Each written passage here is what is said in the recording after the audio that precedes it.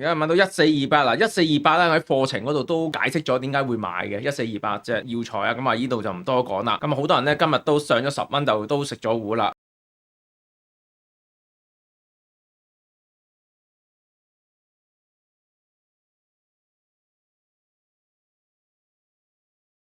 今次咧我就攞咗藥材出嚟啦。咁點解講藥材咧？因為咧見到喺嗰個證監咧已經批准咗螞蟻集團對於藥材嗰個收購啊。咁大家留意住發改委嗰個收購嗰個時間啦。發改委對3億美元以上嘅審批時間咧，有大概咧就係50至60個工作天左右嘅。嗰個成功機會係高嘅。咁但係你見到股價證監批咗之後咧，佢由8個幾升到上去12蚊，升咗成3蚊。咁但係如果發改委一批嘅話咧，我覺得唔止3蚊，係有機會再升幅咧，仲大過呢個，因為大家對呢個即係螞蟻集團嘅憧憬咧，即係收購係非常之大，即係除咗我之外啦，咁我覺得咧，其他啲投資者啦，咁可能會有其他嘅新項目。我相信螞蟻集團收購藥材嗰個機會率係非常之高啊，有機會係下個月11月宣佈嘅，咁所以大家都要即係留意住呢隻股票啦。利真就持有住啦，咁所以我就唔係建議大家買。